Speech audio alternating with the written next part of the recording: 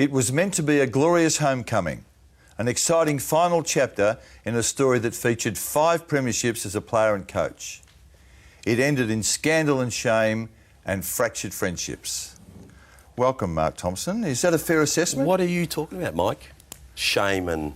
There's no question. Essendon? By any definition, the last 2 years for Essendon have been scandal and shame, have they not? It's been hard work. I'm not sure whether it's been shame. I'm not ashamed of what's happened. And more importantly, Bomber, I think and more relevant in the long-term context, fractured friendships. That's true, isn't it? I think there's been a lot of carnage from this this whole episode of the supplementation program. Yeah, a lot of it probably unnecessary too, but it's happened. Whose fault? Everybody's fault. Yeah, I think I reckon if they out of the learnings out of this, if it was ever happening again, and it probably won't, but if it ever did, the best thing to do would be just to get people in the room and to talk, rather than have your own agendas. And I think everyone had their own agendas. What do you mean, get people in the room? Who are you talking about? You're talking about the footy department, the players, coaches? Is that? Yeah, the footy department, the club, and the AFL in the room together, and just ask us what happened. Do you accept any guilt? Do you think that you're guilty for the part that you played, or the role that you had in this? Look, I accept responsibility because I was there, but in a HR sense, I got in charge for Dean Robinson, and I had no HR responsibility at all. And as far as governance and compliance, I probably wouldn't get in the first 25. So. You're bitter about it, aren't you? You're bitter about the way you've been portrayed. Yeah. Yeah, I am, because the night before the charges came out, I wasn't charged. You weren't? No. My solicitor all along said that I shouldn't have anything to worry about. David Evans told me they probably may not even interview. Really? Yeah. A SADA. So... What changed? Look, I think in the end they needed to get a scalp, and I think my head probably matched up perfectly. Even though Hurdy was in the mix too, and clearly had a more prominent role than you. Yeah. Yeah, he did. A couple of big scalps there. Yeah, a couple of big scalps. Yeah. You, as I understand it, didn't like what was going on. No. If you didn't raise the alarm, you certainly supported Bruce Reid. Yes. When there were some misgivings about this supplements regime, correct? Yep. Did you go far enough? You personally? I think I did. I didn't think we'd do anything illegal. And people say, why didn't you just do more and go and do... I said, well, actually, we're pretty sure we weren't doing anything illegal. You don't actually go and, you seek someone out and sort of say, well, I've got a responsibility to report this. No, but you were clearly unsettled by what was happening, weren't you? Yeah. So if it wasn't illegal, it certainly didn't sit comfortably with you. No. Why? Just because I didn't think supplements were as important as didn't demand as much attention as what we're giving it. I think you were more concerned than that, Bomber. If the medical department was doing something and you thought it was immaterial, you would have just let it go. You were concerned, weren't you? But were you concerned about the welfare of the players? Not the welfare of the players, because people probably won't like this, but having injections is part of being a footballer, sadly. But it happens. It may be less in the future, but there's injections involved sometimes to play and to train and things like that. But the scale of injections were probably wrong, and it was. Was that the alarm bell for you? Yeah, that was... The number of injections? Oh, not the number, but just the whole planning of it and what where we were taking this, If this was going to be the start of the future, well, I just didn't think it was right. I want to ask you about a recent interview that was done with Stephen Dank. Did you see it on Sky News? No. Stephen Dank said that James Hird said to him, happy with the program, the supplements program, so long as it is safe and legal. Yeah. Well, what's Hurdy done wrong? I don't think he's done anything wrong, no. But you don't? You're honest? No, legally. I don't think legally he hasn't broken any AFL codes, any WADA or SADA codes. I'm pretty sure all along that I've thought that, like everyone. Like, I didn't think Stephen Danks would give our players performance-enhancing substances. So I had, when it all came, it was a big shock to me, because if I thought that was the case, I would have actually definitely stopped it, and Bruce Reid would have stopped it, and James Hurd would have stopped it. But you did go to the administration, did you not, about your concerns? Yeah. So they were based on different concerns. They were ethical concerns. Okay. But, yeah. Like football morality. Yeah. Yeah. Who's been the biggest single victim of the Essendon scandal? Hurdy. You said recently that you, correct me if I'm wrong, but that you thought 75% of the supporters, that Hurdy needed to win them back. Yeah. I think he's got to win a lot of people back, and I think he's going about it in this short time already the right way. Should he have stepped aside, Bomber, when this broke and there was clear pressure from AFL House on Hurdy to pull back and step aside and let you coach them? Should he have done that? No. He was said right that to on stay. 360. Yeah. He's right to stay. Even though he put his hand up at the initial media conference and said, the buck stops with me and I can't wait until all the evidence comes out. We didn't know it was going to be 3 years on, 2 years on, but no, he shouldn't have then, because no one knew the facts.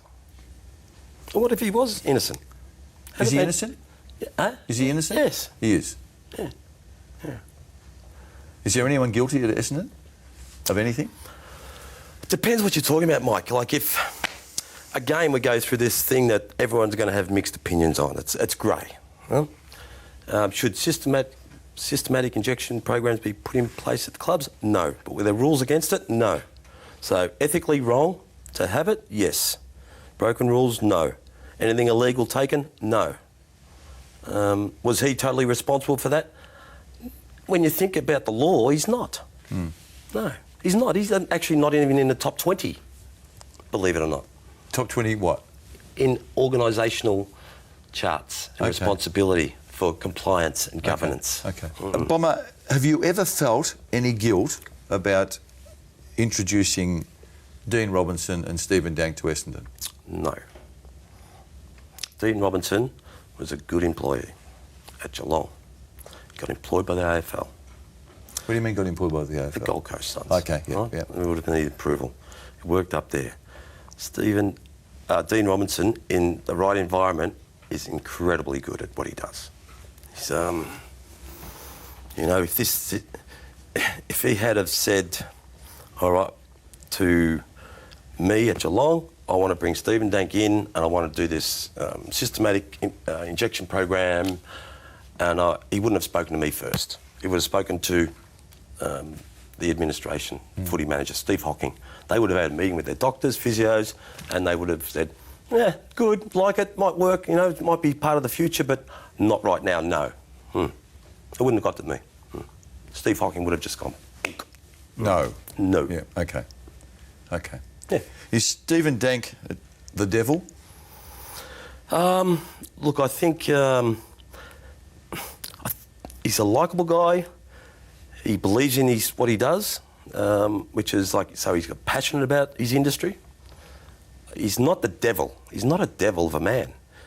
I think he's just believes in his products a bit too much and was able to convince people to buy them.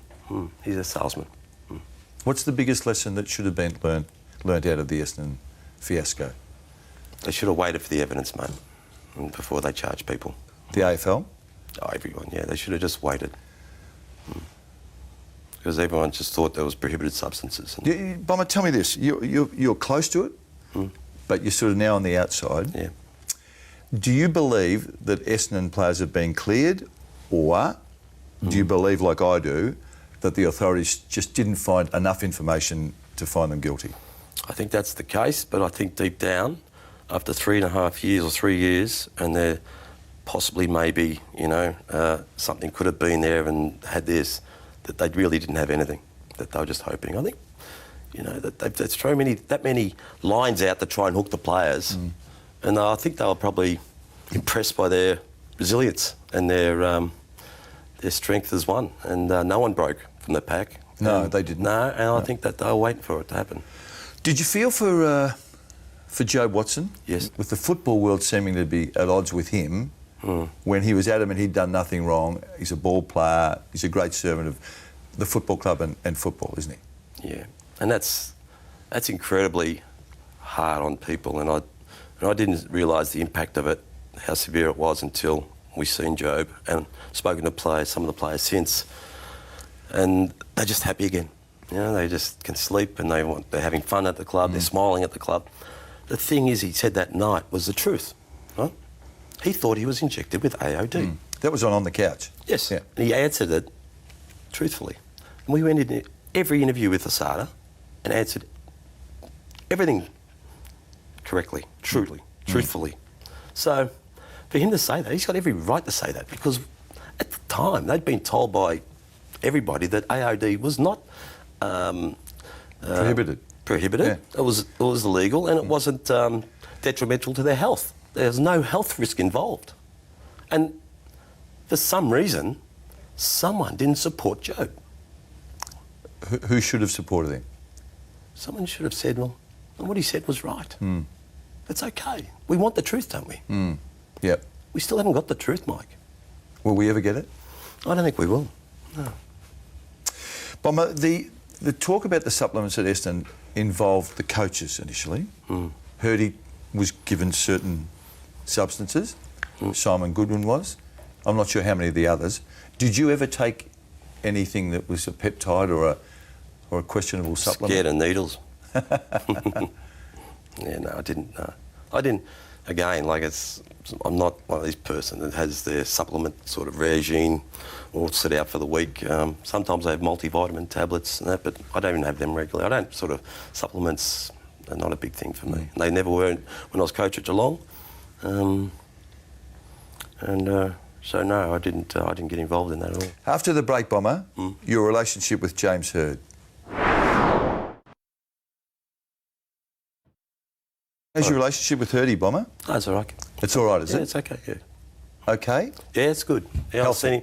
seen him, yep, and I'm happy for him to be coach, and I'm happy that he's doing a good job, and I hope he stays. Yeah. Are you as strong in terms of your friendship as you were when Hirdy got you back from Geelong? Probably not, but not much off, you know. We didn't have a lot to do with each other when I was coaching Geelong. He was in the media or doing what he was doing, playing. I wanted to beat him up when we played him. I put Max Rook on him every time. He hated it. Yeah. But he did lure you back, didn't he? Wasn't it from the outside looking in? It was the Hird friendship with Thompson and his respect for you as a Premiership captain that prompted him to get you back.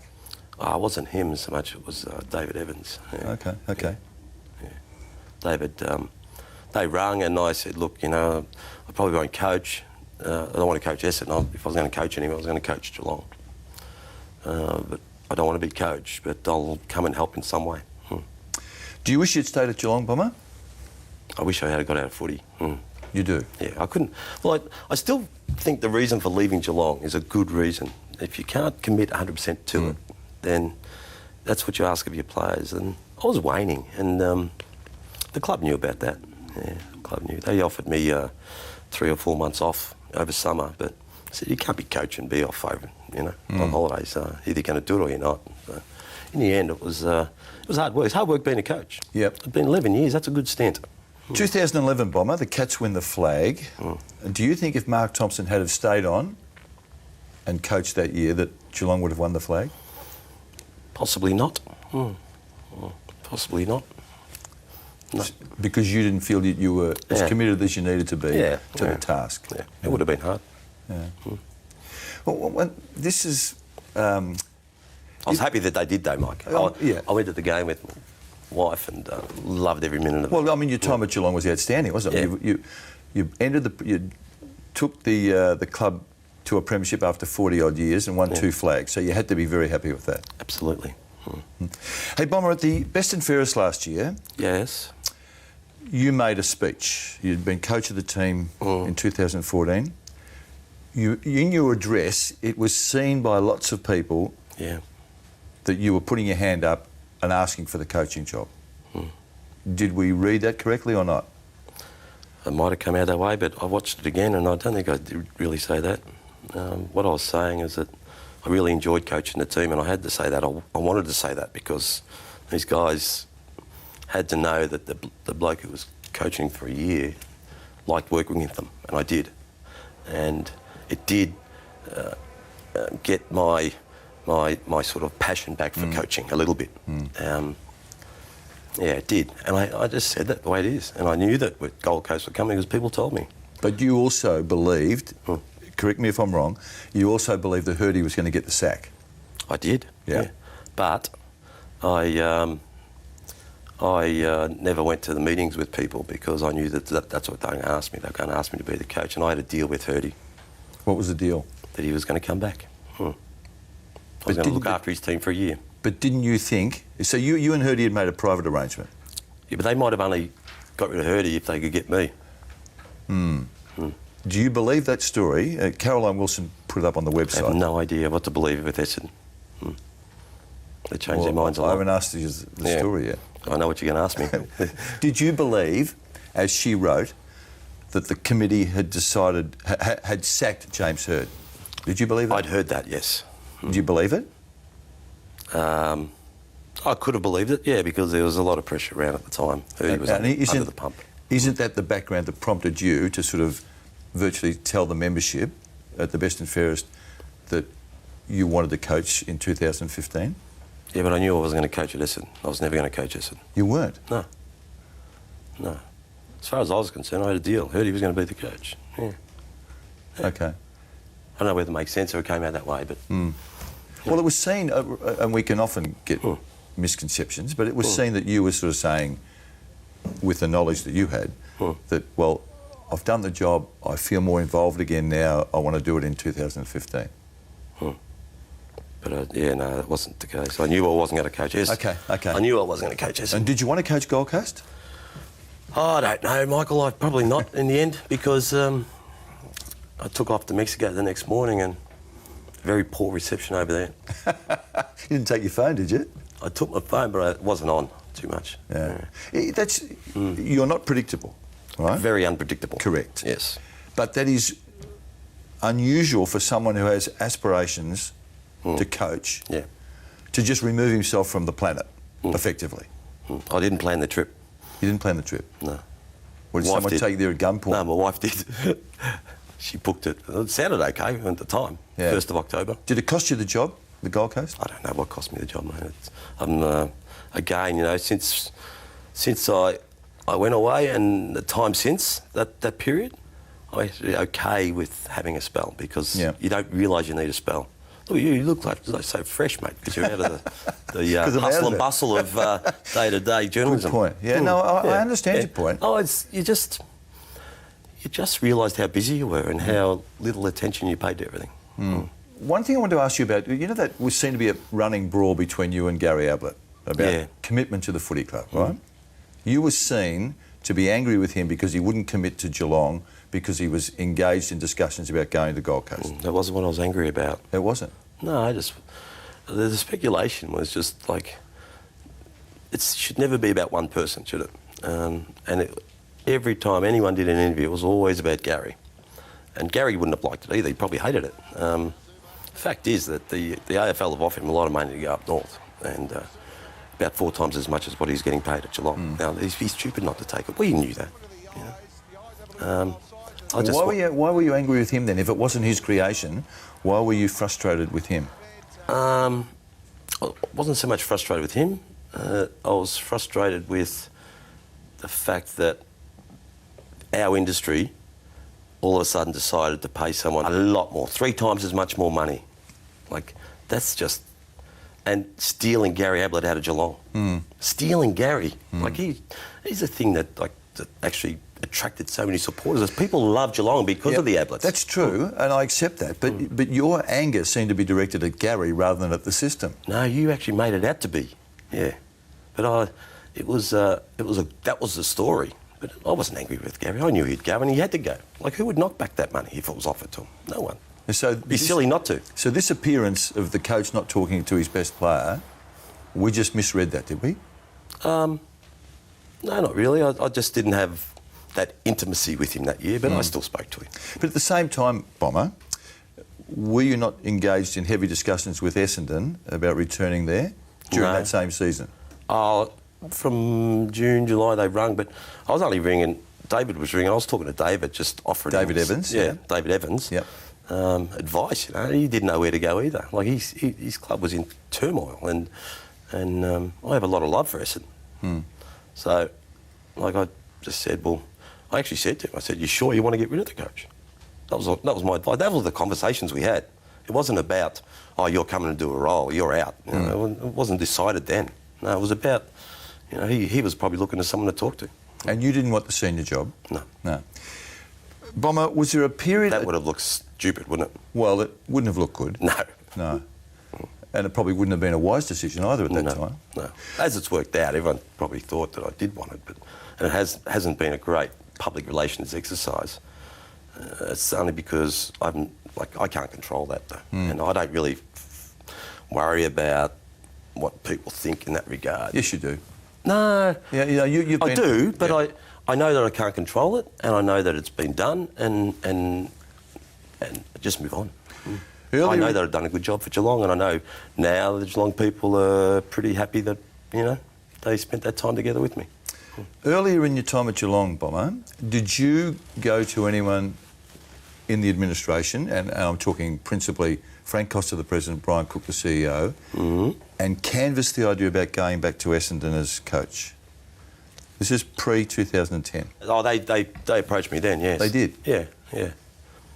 They approached you? Yeah, I spoke to Essendon. And did you speak to Geelong about perhaps exiting them earlier than you were? No, I was out of contract then. Yeah. So what year are we talking about? End of 2007. Yeah, that's what I thought it was. Yeah. Well, when did you say that? Well, I wasn't sure. It seemed so improbable. You've just won the flag. Yeah, but there's a lot of... I didn't really love the review. No, I know that. Yeah. This is the Brian Cook review. Yeah. About the footy club in general, but you took so personally, didn't you? It was personal. Was it? Yeah, of course it was. I must say, at the time, I had some sympathy for Cookie. I think that the footy club were entitled to have a thorough look at how they were going. But you thought they'd already had a look, I think. But anyway, it's done and dusted. It's good results because out of that review, there were some changes made that were all good changes. One of which was to make Mark Thompson concentrate on what he did best. And that's coach the footy team. Yep. So why were you so angry with Cookie? Because it's very public. But that wasn't his doing, though, was it? Oh, I think so. Was it? You went, yeah. Anyway, I don't want to make it like Cookie and I had a big blue or anything because I love Cookie and I think he's a great man. So yeah, well, we're agreed on that. But you did fall out with him, didn't you? He fell out with me. I didn't fall out with him. I've never had a real problem with Cookie when I left Geelong. Didn't you have a big break bread luncheon after you left Geelong? Did you sort of try to mend the... Yeah. That's just a catch-up, and that was like talked through it, and we both said, yeah, no worries, and moved on, and yeah. Do you regret going back to Essendon? A little bit, yeah. Hasn't been much fun. No. It's been hard work. And when did this realisation dawn on you? I mean, was it as soon as you got back there, or was it when the supplements issue became so public? It's pretty solid all the way through. I think people... Sometimes you don't know how much you've achieved until you look backwards and see, you know, like how far you've come. And even though Essendon looks like a mess, it's not really, because from year one, like, there was so much to do. Like, they've got a new training facility now. I helped raise the money for that with Bruce Hamilton, who, God bless him, he's passed away. Recruiting of the players, there was some good work done. We've like little Zach Merritt, and there's a lot of good players there. Joe Dano's going to be a champ. Bagley, Hibbard. There's been some really good recruiting, and they've got a good squad. There was so many other things that still need to be fixed. I couldn't believe how poor a club it was, as far as you know, it's not administratively, but just how they worked as a team and or how they didn't. Yeah, how they planned. What was their plan? Like, they didn't really have a plan. So I left Essendon when they're top of the tree and went to a club that was down the bottom, and then 11 years later, like, it's completely reversed. And so I like good environments. I know I had this picture, but I couldn't sell that picture to anyone. People didn't want to hear it. Sad. Explain this to me, Mark. You declined to attend the 30th anniversary of the Premierships of 84-85 at Essendon. Yes. And Why? several weeks earlier, you present yourself at Geelong's season launch. Yes, at the request of your mate, your bestie at Geelong. Matthew Scarlett rang me. Oh, did he really? He got inducted as a legend. Okay. That's the reason I went there. Oh, nice. I nice. like Matthew. Okay. A lot. Understood. I didn't realise that. So Yeah. you went there Yeah. to honour Scarlo. Yep. Yeah. Yep. The Bombers situation. Now, you've said that Essendon did not invite you to the Premiership reunion. I'm not saying they didn't invite me, but I never got an invitation, which is a little bit different. Whether it came in the mail or not, and I picked it up and threw it out, or it got lost, or it didn't get delivered, or I forgot to put the stat. I don't know what happened. Well, but mate, you know, clearly, when we're kids, we learn that you can't say, "Oh, I didn't get the letter," or "It didn't No. arrive," or "The mail didn't come." well, I didn't get it. I didn't know it was on. Your mate Mark Robinson on 360, you said you didn't get invited. Robbo said you did get invited. That's a lie. I got invited the day after the 360 show. Okay. Yeah. Yeah. And so someone rang you from Essendon? Yeah, about five people rang. Yeah. 5 people rang. Yeah. Players or officials? A couple of old players, Terry and Vanderhaar, Yep. and people from marketing or functions or Yep. whatever. Yeah. And you still said no? Well, then it was embarrassing to go then. Why? Yeah. Because it was too late. If it's an oversight... But it was the next night. But if it's an oversight... But I already had something else booked. What did you do, Bomber? Hey? What did you Went do? out for dinner with a very special old friend. Did you? Yeah. That you couldn't have put And off? I didn't want to put off. No, because it's been a long time. He's an old Geelong bloke. Yeah. Yeah. Who is he? I can't tell you. You can be stubborn, can't you? Absolutely, yeah. And did you set out at dinner with your mate from Geelong? Yeah. And said, stuff the Bombers, didn't you? Not really. We didn't talk about him that much. You didn't? Yeah, no. So do you wish you had have gone now? I would have been nice to go on, but it would have been nice if actually absolutely felt 100% part of it too. That's why I didn't go. Okay. When we come back, Bomber, let's talk about your love affair with Geelong. Okay. Geelong and Essendon played, Bomber, in round 10, I think, this year, Yeah. in June. Geelong and Essendon. Who will you be barracking for? Geelong. Geelong? Yeah, I think so. So you see yourself as a Geelong person? I just hope they do well. Yeah, I like the town. I like the town. I like the people. They're incredible people down there. They're just... Footy is a big thing in Geelong, but it's... Geelong's a good place to play footy. And you did say recently, I think on 360, but you certainly said somewhere, that you'd fallen out of love with... You and Essendon had fallen out of love with each other. Yeah. Do you think you'll ever get back into love with them? Yeah, I think I will. I'm not totally out of love, mate. It's not as if I want to. I'll go to the next function that's on. No problems at all. You will? Yeah, I'll be right. No problems. But at the moment, I just feel like they didn't support their workers. You principally, or the group? No, all of them. Yeah. Now, they being whom? The club. The club. Yeah. Now, I'm going to venture into dangerous ground here, right? Oh. Every time I've read a story about you in the past 2-3 years, Yeah. it's Mark Thompson and his, quote, colourful lifestyle, which to me is a euphemism for sex, drugs and rock and roll. You know that you've been linked with illicit substances, don't you? At Geelong and at Essendon? Any foundation for that? None at all, mate. None. No. Where do you think that stuff comes from? It comes from somewhere. It's, I think one of the, wherever it comes from, it's a pretty vicious world out there. It is. It's. But you and I'm not patronising you here. People like you. You're a good bloke. Yeah. Your footy creds are impeccable, right? Yeah. Why would there be a campaign to denigrate Mark Thompson? Well, I've never been part of the boys' club. I'm an independent, absolute independent. If I talk to you and we have a relationship and I like you, you're in the circle of trust. For me to go into someone else's circle, I have to be really comfortable with people, and I don't want to be play games and join clubs and have to vote with them when I disagree with them. And I'll never ever do it. Okay, let me... Which puts you offside somewhere. So did you lose your way a bit in your latter months, maybe last year or two at Geelong? No, I don't think I lost my way. I was contemplating making a decision. It was going to be massive. I knew that. Like, I had a contract, and as I said, it was hard to go to work. It was hard. Yeah. But there was pressures in your personal life, weren't there? Well, there's got to be. See, some people look for reasons why Mark Thompson would leave. Like, well, why not just say whatever? You know, it's. What is the whatever? That you just run your race? I just run my race, and I was like, why can't I do that? I know not many people would do it, but I did it. Yeah. So, like, I did it for the right reasons. Because the passion had gone. Yes. Yeah. But retrospectively, would it have not looked better had you left Geelong because the fire was out and then not done anything in footy? Yes. Yeah. Yes. Yeah. I shouldn't have gone to Essendon. But at the same time, and I told Frank this, you need to work. Yeah. And I needed money. Don't you own half of the Western Districts or something? Yeah, but if you own half of Victoria, Michael, you've obviously got a big loan somewhere. Good point. Good point. No, I don't know. I own a block of land down there that is being rezoned, and I have owned it for a long time.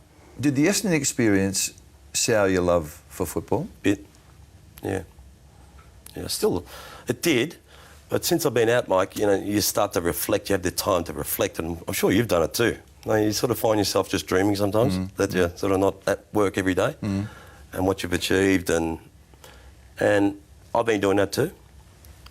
And every time I read this quote, and I've been looking at a lot of stuff. I read this quote that says, you know, when your mind turns off, or when you stop doing something and you're just daydreaming, where do you go to? Where do you start thinking about? And that's your passion. And it's footy. It's just, so when you're in neutral now, you think about the footy? Yeah. Footy in the broad sense, or specifics, or blokes that you've coached? So just blokes I've coached, but helping people become footballers. I see a lot of coaches out there that are under severe pressure, and I say to myself, gee, I wish I could teach the boards how to make good decisions. Don't stop sacking people, you know? Like, based on what? You just get someone else in there and they'll have a good first year because it's all fresh and new and energised. The second year it goes down, the third year goes down, then they get the sack, then you start all over again. And the history just repeats itself. Yeah. Huh? Like, well, you're living proof of this, aren't you? I mean, you could have been sacked at Geelong, couldn't you? Yeah, it could have been easy. Did you suspect you were going to be? When the review was on and taking such a long time, did you think that you were a goner? Yeah, I thought I was gone. I didn't really care. Yeah. True? Yeah, I at the time, they knew very well why we performed the way we performed, and it wasn't what was in the public. They knew that. Okay.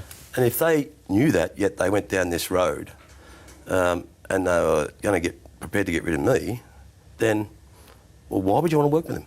Like, all of a sudden, I was out of love, a touch with Geelong, because we'd been in it together. I'd done exactly what they wanted me to do. We played in 2 final series in 2004, 2005. We won a Premiership in the pre-season cup over in Adelaide, the first bit of silverware they'd won in 44 years. Job for life. Left my wife, right? The rumour mill started happening. Yep. And then all of a sudden there's a public review based on things that were sort of a little bit out of my control. Okay, so you were saying the review was based on the rumours and the innuendo? It was the pressure. Yeah, it was the pressure, which happens at clubs. When you said before, what went wrong? We thought, I don't know what we thought went wrong in 2006, but something was amiss. What was it at Geelong? Well, it was just a whole host of reasons. It wasn't just my situation, Mike, and it'd be probably wrong of me because I might get sued because someone's probably sitting there waiting for something to happen, but there was a reason why it happened, and they got fixed up, which is great, but I didn't like the fact that players were being interviewed and, you know, do you like Mark as coach and all that sort of stuff. Like, we're still trying to get in the finals, still trying to get in the finals. We actually had a good second half of 2006. Yep. We could have made finals that year. Easy. As intriguing as you are, you can talk in riddles. You still won't tell me what was wrong. I can't. Why not? Because I just can't. It's just... But the won't board that, knew. Won't that sort of help solve the mystery? Well, it doesn't matter what it is, mate. There's something there. I know it was there. Whether you know and the world finds out, it's not important to me. But was it about relationships, though, or was it about the jobs that certain people were Yeah, doing? it was about this organisational structure. Yeah. 2007, Yeah. when you win the flag and Geelong arrives in the promised land, was there any bitterness, or were you just full of joy that this city had something to celebrate? Nah, that was... I did a talk recently. I'm sort of doing a bit more... I'm doing some corporate talks, and I just said to them one day out at Toyota, I said, I had the best day of my life every day for about 2 weeks. Like, this is the best day of my life. And the game was the best day of my life. Yeah. And seeing your dream come true, your philosophies come true, and seeing them play the way they did. And then that night was one of the best nights I've ever been to. It was the greatest time of my life too, seeing people who hadn't been involved with the club and supported the club. And there's a lot of like really loyal supporters at Geelong. You know, they followed a team that was just being cast as like selfish, as hopeless, as individuals, just handbaggers. Yeah, that's right. Everything's been called. Like the perception of Geelong was just terrible, and for them to be proud of their team was, and to see how it affected people was the best night of my life. When you went to watch it the next day, and there was 35,000 people at Skill Stadium. What's it called? Simmons Stadium. Mark would be happy with that. Like, to see that flood of people and their passion, like, it was just, that was the best day of my life. Then when we went to the pub together, and we got to watch the game. Like, watching the game back the first time was like, it was like the best. But this career, and a celebrated career it is, you played 2 premierships as a teenager with the Bombers, you captained a premiership team at Essendon, and then you coached Geelong to 2. Is there one, can you separate them? Is it better to coach a team or better to play in a team? Better to coach. Yeah. It's a bigger achievement. Yeah. Yeah. Because you're responsible for so many more people. Yeah. And it's a big job. It's just, the whole bringing people into your club, doing the jobs, training the players up, getting every aspect of that right, and then actually delivering. It's like anything can happen. Anything can happen. So, no, that's what dreams are made of, Mike. What about the one against the Hawks that got away, Bomber? Yeah. That was a good team, was it? Deserved to win the flag. That was our best footy, 2008. Yeah. That was our most dominating football. Like, the belief the players got and the confidence they got from... So the monkey's off the back because you won a flag. Yeah, that's right, And in reality, like, looking back, reflecting, we probably had too many easy games. Like, we're too selfish. We wanted to win everything. And we probably should have managed players better, and we probably should have created games that were a bit closer, because when the closeness come, we didn't handle it. We hadn't handled that much that year. Could have been too good. Yep. Yeah. And we'd already arranged the celebrations, to be honest. Really? What do you mean by that? Well, I think that just generally the year before it was chaos. I remember after the game, no one knew what to do, 2007. Like, everything was wrong, but everything was great and beautiful. Like, I didn't have transport and clothes, for functions. Like, I just focused on the game, and then, oh my God, we have to be here and do this. I've got to make a speech. Bang, I've got to be at the club the next day. Yeah. All these sorts of things was just all chaotic. And the year after, everything was planned. We had proper rubber bands for our drinks, at the function. There were only the players and the sports staff. Then we could go into this other room and get another wristband. Everything. And it's like, oh my God, we've actually planned we've already won this. But weren't you scared when you saw all that happening around you, just to say, hey, we're getting a bit ahead of ourselves? But then almost, Mike, you have no influence. It's almost too late then. Yeah. You can't change it then. I wish I could have. I wish I'd have thought of it earlier. Bomber, you've said several times recently about the love for coaching, right? Now, can I make a subtle distinction here? As I see you, I think you love the idea of teaching blokes how to play footy and of being in charge on match day. But I think you're bored by the minutiae around that job. Is that fair? No. Weren't you getting to training late last year at Essendon and absenting yourself from meetings? Yeah. But the sort of place I'd like to work in is a place that the only things you do have purpose. Right? What is the point of doing anything that has no purpose? It's not going to help you deliver a program and win games for the club and win premierships. So at Essendon, they do have a lot of meetings, they have come up with a lot of plans, and in the end, like I just said, well, I'm not coming to this anymore because this has no purpose. And I never went. This footy department meetings we're talking about? Yeah, there's certain things inside, yeah. And can you do that, though, when you're employed? When, of course you can. When you're You not the should. senior person? Huh? I mean, are you entitled to do that when there's a structure there? It's whether the like they have to consider whether the like you got to review, right? And just because you're in a position and you do things a certain way, like if that was me in my coaching and I was so inflexible that I couldn't change and what I thought was 100% right all the time, and no, we're doing it my way, and I got people there that think, well, this is just ridiculous. Huh? If I don't listen to them, you're in a lot of trouble as an organisation. So I was making a bit of a statement in my own unpredictable way. Why not? One of the statements you made... I think I know better than a lot of other people. Yeah, at that no, well, club. of course you do. I mean, because the runs are on the board. Yeah. One of the statements that you made last year was your anger towards the AFL and the 30 grand fine that you copped. Now, that was ultimately paid, that fine, wasn't it? Yeah, I was paid. After the deadline? Yeah, I was in Mexico. Okay. But you seem to have taken a position where you said, well, I don't care what they say, I'm not paying this because I didn't deserve the fine. No, that's not true. I was always going to pay the fine. Well, yeah? Out of your own back pocket? Yes. Yeah. 30 grand, that's a bit, isn't it? It's a lot of money. Particularly when you don't think you've done anything wrong. Exactly. It's a good contribution. What's your relationship with the AFL like, Bomber? I've never had really one, mate. I've never been part of that club. I've never really spent much time with anyone at the AFL, to be honest. Do you think that they have had a part in a loosely termed smear campaign involving you? I don't think I'm their favourite son, no. Can I take that as a yes? No, I'm not answering the question. You don't answer the question. No, I don't think I'm not part of the crew. Do you believe that had they been supportive or neutral, that you would have been coaching the Gold Coast Suns this year? I don't think I would have coached the Gold Coast Suns. Your own inclination? Yeah. Yeah. I don't think I would have, no. I don't think. You're early 50s, aren't you? Yes. Rocket's gone back into the game at 55. Philip Walsh has started his coaching career at 55. Yeah, it's fantastic. You should be in your prime. Yes. If the fire still burns, you should be in your prime. Do you ever see yourself coaching again? No, not really. I was actually okay at it last year. No, so, like as far as ease of work and